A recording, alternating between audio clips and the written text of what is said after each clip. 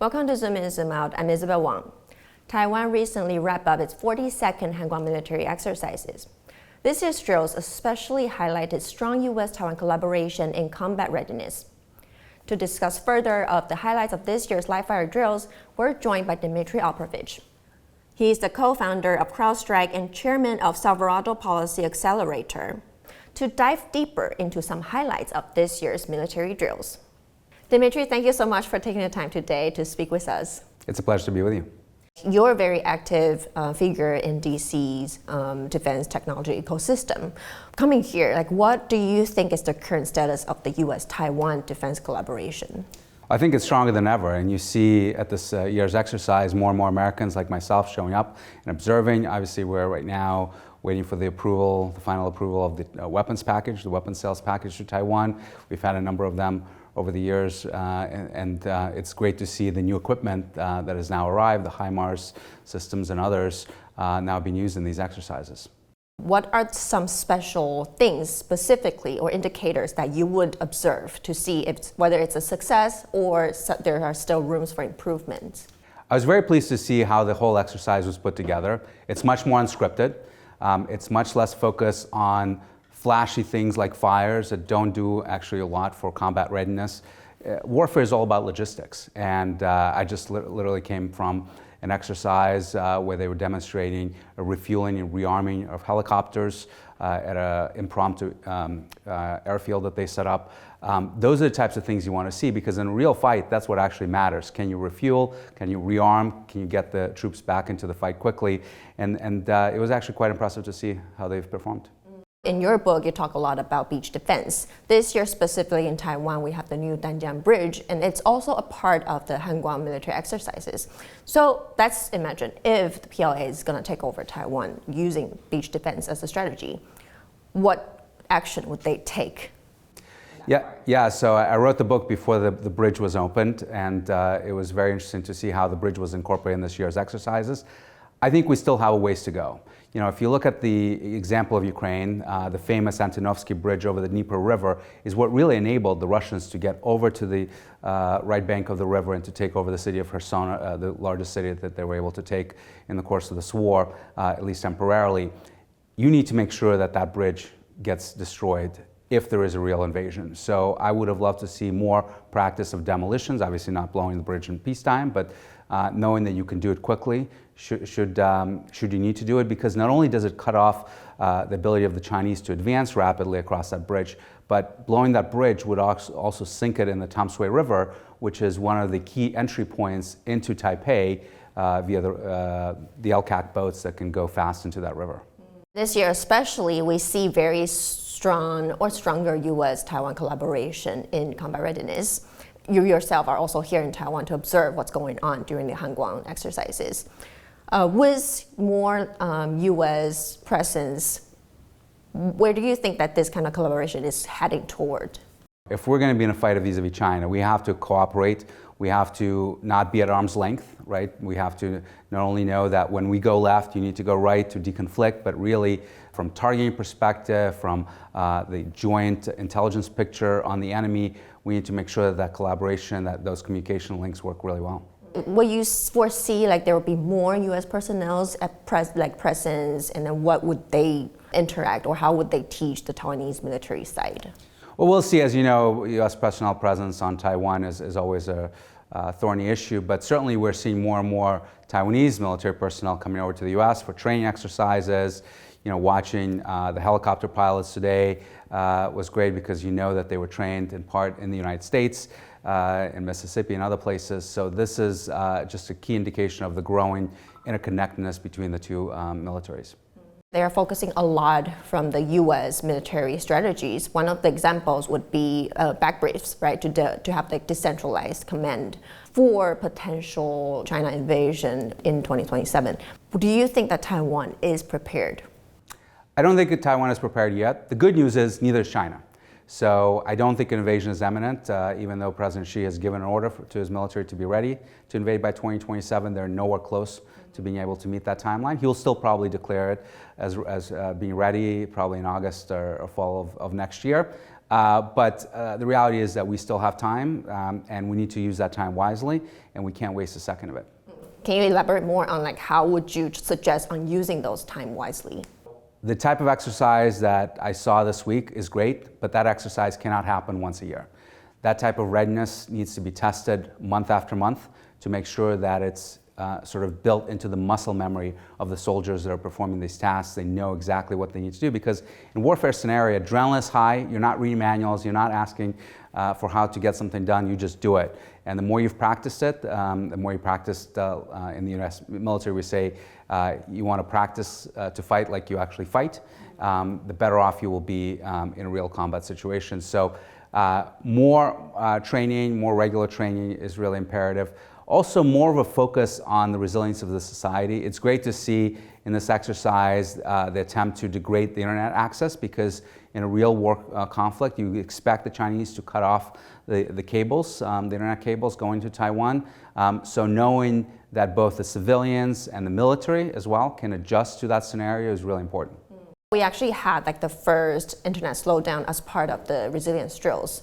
What do you think that the military or like local government or even just civilians like us can work together to improve this type of resiliency? So I think there needs to be more done to look thoroughly at the networks that are currently used in Taiwan, mobile networks, terrestrial and satellite networks, and see what can be done to up the bandwidth, to make it more resilient. Right now you have this amazing revolution that's taking place in satellite-based communications. This is an opportunity for not just the government, but even private sector companies in Taiwan that are worried about these scenarios that can be caused, again, both natural disasters and man-made disasters, to think about how do you make sure that this most vital resource, the internet, nothing except maybe water and power is more vital, remains on even during the most dire scenarios. For the second half of the Han Kuang military drills, we are building civil resilience. What are some other like indicators that you will see throughout this kind of exercises? Well, communication is really important.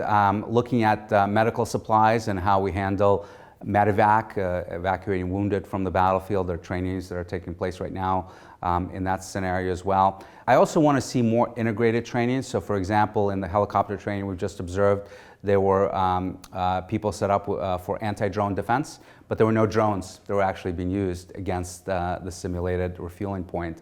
So being able to take a more realistic threat scenario, integrate offensive fires like drones and defend against them would be one of the things that this can improve on in future years. Throughout this visit this time, like what are your other plans like to interact with more, local officials? Or like what are the key points that you will probably talk about? Yeah, I'm going to be meeting with a number of government officials, getting more details on this exercise and their plans for the rest of the year and future years. One of the things that is really important from my perspective to understand where the focus areas are in terms of spending on military procurement. I think while it's really important to buy American weapons that are needed for this fight, it's also really, really important, perhaps even more important, to invest in domestic production. Not just because that's how you build ultimately political support for this, but also in the event of conflict, should it come, being able to resupply Taiwan is going to be out of the question, at least in the initial weeks, if not months. So making sure that Taiwan is self-sufficient in production of munitions, particularly missiles, and missiles that can sink Chinese ships, missiles that can even hit mainland if they have to, is really, really important because they may not be able to have enough American missiles to do so. So focusing on building a robust defense industrial base. I mean, Taiwan is a leader in microelectronics production, right? Not just semiconductors, but the whole supply chain. There's no reason why Taiwan cannot be one of the leaders in weapons manufacturing, which is not only important for Taiwan's own defense, but also can be an incredibly lucrative industry for Taiwan from an export perspective. That sounds like an ideal plan if we get to increase or pass our defense budget. But realistically, how can U.S.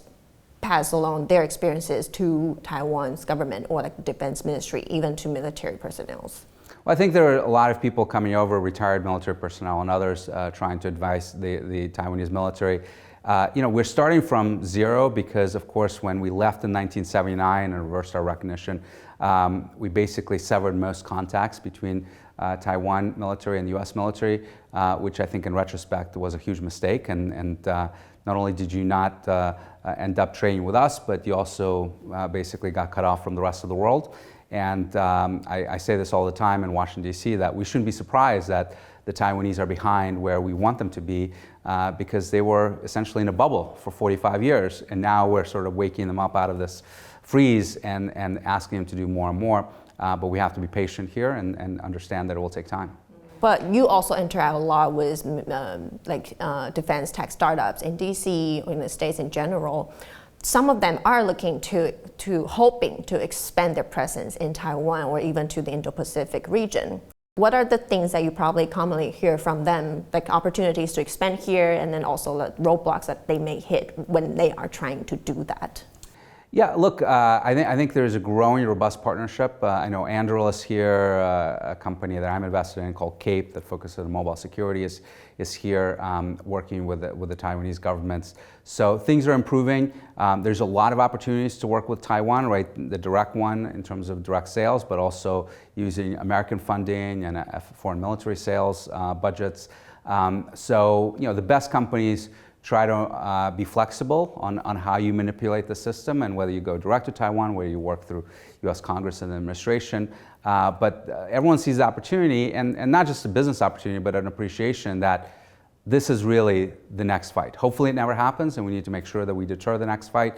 But should it take place, this is going to be the epicenter. So, I say this to defense companies that want to pitch me on their capabilities all the time as an investor. If you're not building for the fight in the Indo-Pacific, I don't know what you're doing, because that probably is the next future war that you need to be ready for. Just your piece of advice to look ahead of Taiwan's defense scenario, or what we can do, or what the Defense Department can do to improve our whole society resilience. What are your suggestions? Well, look, and let me speak to the Taiwanese people here for a second, because they shouldn't despair. This is one of the worst places imaginable to invade. The terrain is so difficult. First of all, the heat. We were just observing this exercise. These poor soldiers in their full gear, barely surviving in this heat. The Taiwan Strait, some of the most treacherous waters in the world, the mountains, the rivers, the climate makes this so difficult. And a capable defense is absolutely possible here. I know there's a lot of questions about whether the United States will be in or not. We have a policy of strategic ambiguity on that issue. But Taiwan itself should be capable of defending itself. With the invention of anti-ship missiles and satellite-based intelligence collection and reconnaissance, drones, and so forth, we can make this absolutely impossible so that Xi Jinping wakes up every single day and says, I can't do this today. That's ultimately the goal, and it's absolutely achievable. Do you think that having stronger US-Taiwan collaboration militarily would send, what kind of signal would we send to Xi Jinping or PLA? Well, we have to be careful. Look, there's concerns, obviously, that China would consider, deep connections between the US military and Taiwanese military red line, and that could trigger an invasion. We don't want that, right? So we have to walk that line of how do we help, but not help too much, that can actually increase the risk of conflict. But the point here is that there is a lot of help that's already been offered. I'm sure there'll be more, and I see more and more readiness on the part of the Taiwanese government to receive that help and to, not just sit there, wait around for the US to tell them what to do, but a lot of great ideas coming out of Taipei itself on what needs to be done. Thank you, Dmitri, so much for taking the time to speak with us today. And then it has been great to hear your insights and what you observed during this year's Han Kuang drills. Thank you so much for having me. Thank you for watching this episode of Zoom In, Zoom Out. If you enjoyed today's stories, don't forget to follow us on TaiwanPlus News. Hope you enjoyed the show. Until next time.